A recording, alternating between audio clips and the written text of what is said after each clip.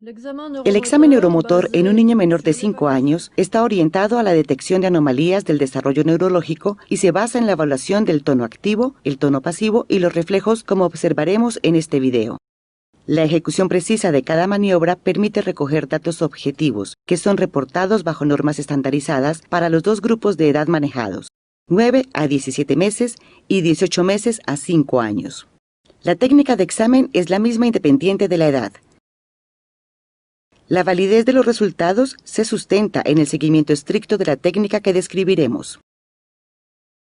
Los resultados de este examen describen el desarrollo neuromotriz de un niño y los clasifica según la presencia o ausencia de anomalías. Esta clasificación sigue siendo descriptiva y evita recurrir a un diagnóstico interpretativo. El método aquí propuesto incluye guías para la recolección estandarizada de los datos y la utilización de un formato resumido para encuestas epidemiológicas. Primero veremos un examen realizado en tiempo real en un niño con desarrollo normal. Él es Sebastián, de 1 año de edad. Aunque el examen puede desarrollarse en cualquier orden, habitualmente comenzaremos por el tono pasivo a nivel de miembros superiores, el signo de la bufanda. Después, el tono pasivo a nivel de los miembros inferiores, el ángulo de los abductores, el ángulo popliteo, el ángulo de la maniobra talón-oreja, la dorsiflexión del pie, lenta, enseguida rápida, otra vez lenta y nuevamente rápida.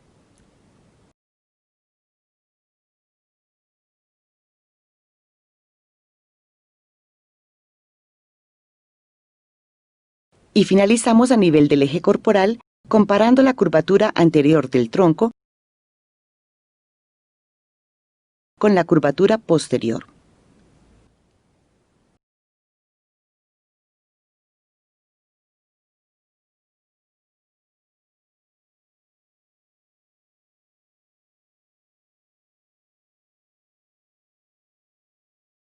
Enseguida se evalúa el tono activo, control de la cabeza, posición sentada independiente, posición de pie, algunos segundos sin apoyo.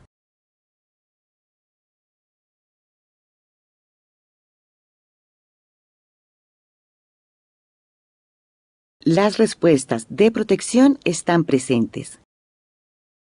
Reacción a la pulsión lateral. Y paracaídas.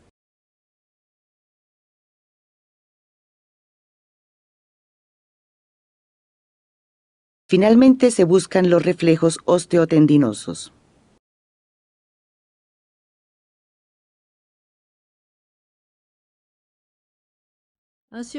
Así, en algunos minutos tenemos suficiente información para afirmar que el desarrollo neuromotor de este niño se sitúa en el límite de lo normal. Ahora vamos a mostrar cada maniobra en detalle. Empezaremos por el tono pasivo. Un desplazamiento segmentario es hecho por el observador. El niño permanece pasivo. La extensión muscular y de ligamentos es evaluada por la estimación visual de un ángulo o de una curvatura. Primero, la maniobra de la bufanda. A nivel de los miembros superiores. El niño está sentado frente al observador y éste lleva la mano hacia el hombro opuesto.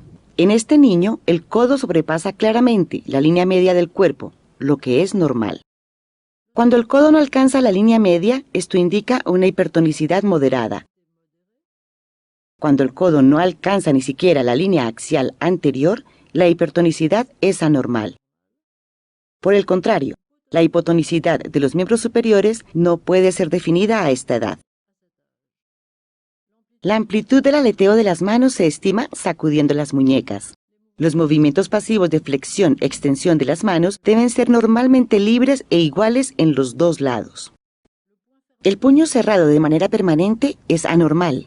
Cuando el pulgar se fija al interior del puño y ningún movimiento espontáneo de abducción es observado, la situación es anormal y se describe con el término de pulgar abductus o pulgar cortical.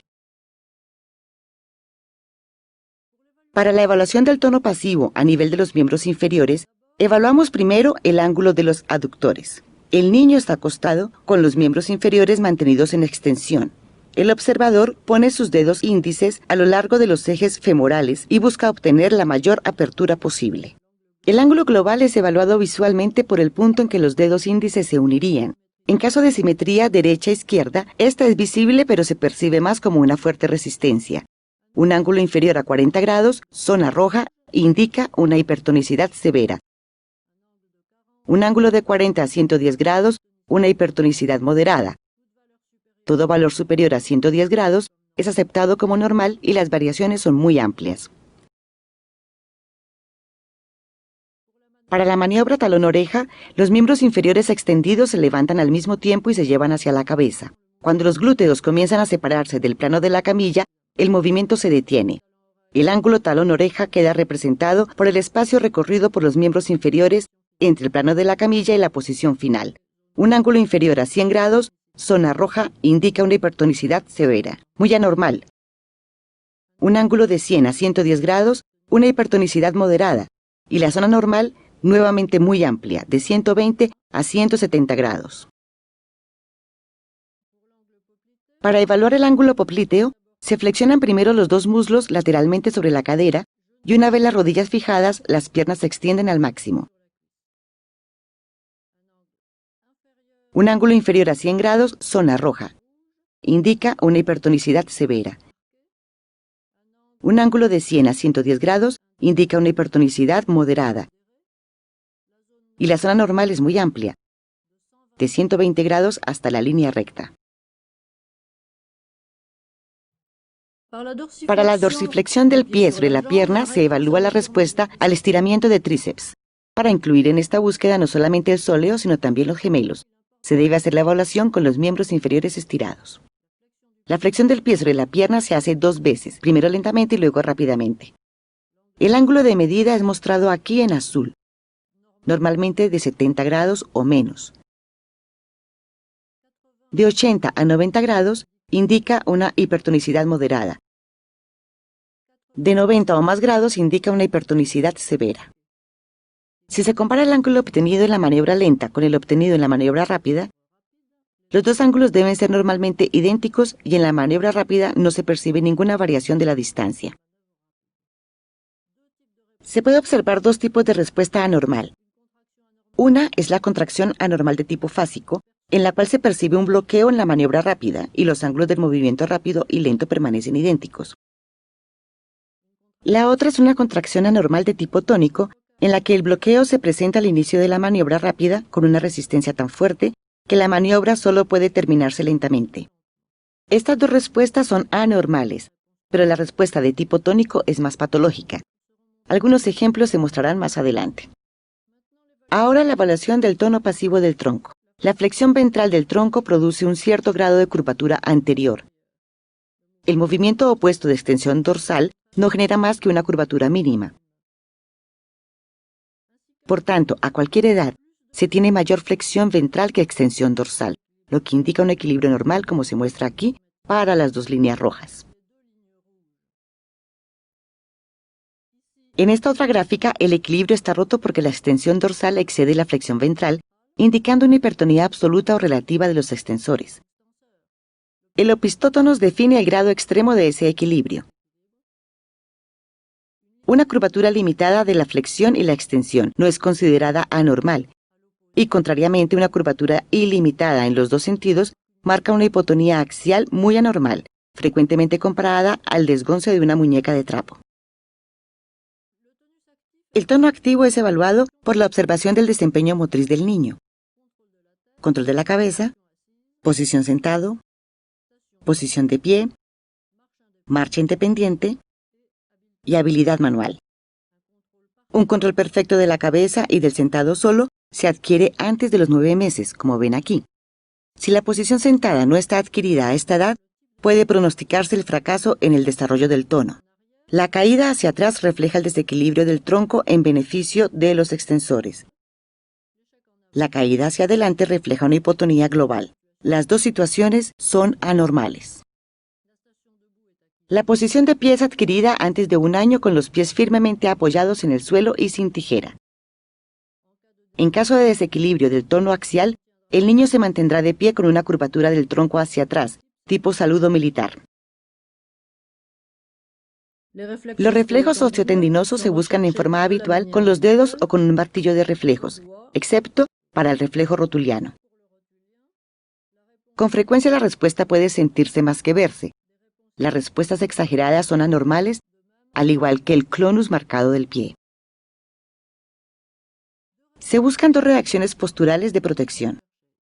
Primero, la reacción a la proyección lateral del tronco. El niño está sentado con las manos libres. Se le da un empujón firme lateral a la altura del hombro de un lado y después del otro. El niño debe extender el brazo del lado opuesto para detener la caída. La reacción debe estar presente y ser simétrica. Luego el paracaídas. El observador sostiene al niño como observan. Lo proyecta firmemente hacia adelante y se debe observar una apertura de brazos y manos para detener la caída. La reacción debe estar presente y ser simétrica. Su ausencia a 1 año es moderadamente anormal. La ausencia después de 17 meses es muy anormal. El conjunto de estos datos debe ser codificado y registrado. La anomalía moderada se codifica 1 y la anomalía severa se codifica 2. Luego se registra sobre una rejilla o un formato. A todo lo largo del examen se evalúa la calidad del desempeño motor del niño. De esta manera se estiman las consecuencias funcionales eventuales del déficit neurológico. Como ejemplo tenemos esta bebé, Rosie, que presenta una marcha a los 15 meses y es considerada funcionalmente normal en lo que se refiere al eje de los miembros inferiores. La ausencia de marcha independiente después de los 18 meses se considera anormal. Observen cómo este bebé que manipula objetos pequeños aporta información sobre la función de los miembros superiores. Este niño de 1 año de edad abre su mano, tiene movimientos de abducción del pulgar, puede aislar su índice para señalar y manipular el objeto con la punta de los dedos. La zona normal para los valores obtenidos en el examen del tono pasivo es muy amplia. Como ejemplo, Rosie, aunque menos cooperadora que Sebastián y con 1 año de edad, también tiene ángulos más grandes. Katia tiene exactamente 5 años. Utilizando las mismas maniobras, se puede observar que todos los ángulos son más cerrados que los del niño de 1 año. Por ejemplo, el ángulo popliteo es de 120 grados. El ángulo talón-oreja igual.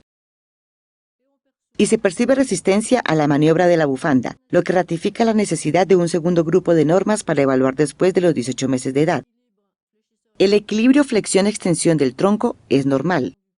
La dorsiflexión del pie y los reflejos son normales. El aleteo de los pies es frecuentemente difícil de lograr a los 5 años. No así el aleteo de las manos, que es más fácil.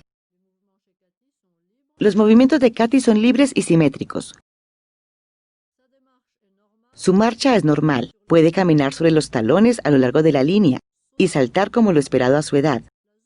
La zona de valores normales es igualmente amplia a esta edad. David tiene casi 5 años. Los ángulos popliteo, la maniobra talón-oreja y dorsiflexión del pie son claramente más estrechos que los de la niña anterior. A pesar de eso, su tono pasivo permanece dentro de los valores normales de su grupo de edad.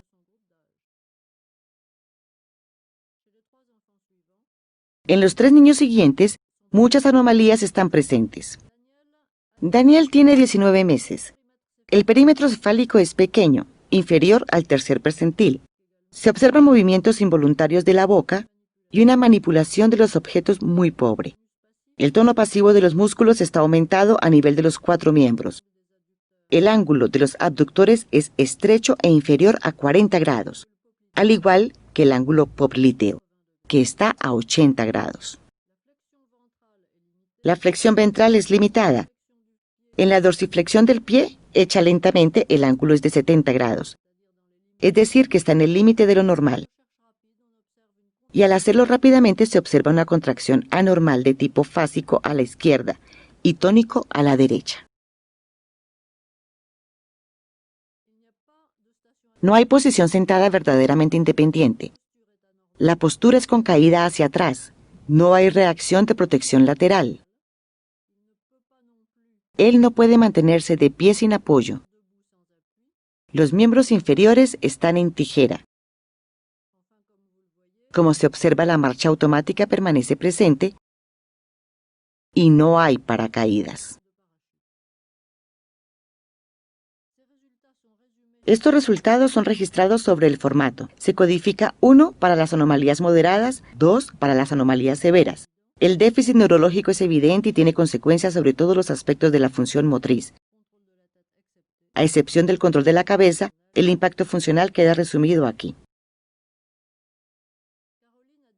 Carolina tiene 17 meses corregidos. Ella no aceptó ser examinada sobre la mesa, por lo que la examiné sobre las rodillas de la madre. No tiene control de la cabeza. No puede mantenerse sentada y su espalda está encorvada. Las manos frecuentemente muy cerradas y es incapaz de manipular objetos pequeños. El tono de los miembros está aumentado.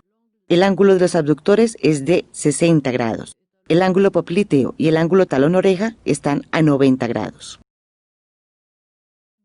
En la dorsiflexión rápida está presente de los dos lados una contracción de tipo tónico, aunque el ángulo lento sea normal. Observen igualmente la extensión permanente del primer dedo del pie derecho, el babeo y los movimientos involuntarios de la boca. En resumen, hay déficit neurológico y disfunción severa. Lorenzo tiene 4 años. El ángulo de los abductores a 130 grados está en el rango normal, pero se observa una limitación marcada de la dorsiflexión del pie. A la derecha un ángulo de 90 grados, a la izquierda un ángulo de 100 grados con una contracción fásica.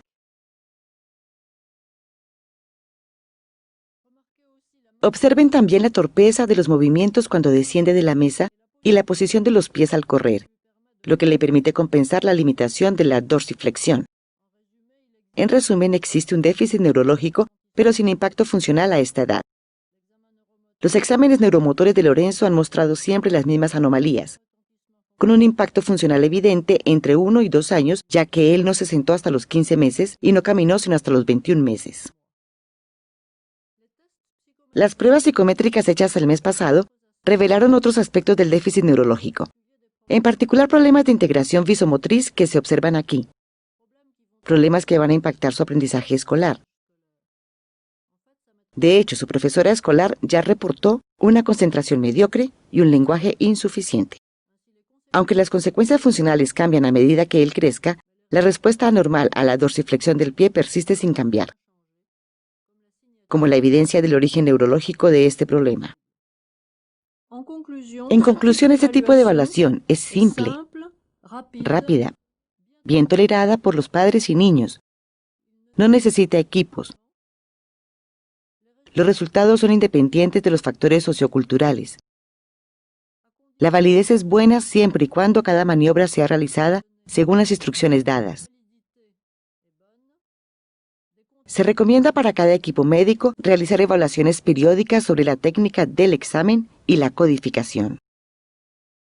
Así pues, desde el punto de vista del seguimiento clínico durante la primera infancia, estos exámenes sistemáticos permitirán codificar y determinar el déficit neurológico de manera temprana y orientar el tratamiento correspondiente. Desde el punto de vista de la investigación, cada déficit neurológico puede ser identificado y clasificado entre los 9 meses y 5 años sin tener que recurrir a diagnósticos fisiopatológicos. Las anomalías pueden ser detectadas desde el primer mes de vida y monitoreadas en su evolución a lo largo de la infancia. Este método puede aportar una base estructurada para estandarizar el levantamiento de datos del examen neuromotor. Proponemos el uso de esta técnica para todas las encuestas epidemiológicas con el fin de permitir la comparación de resultados a largo plazo.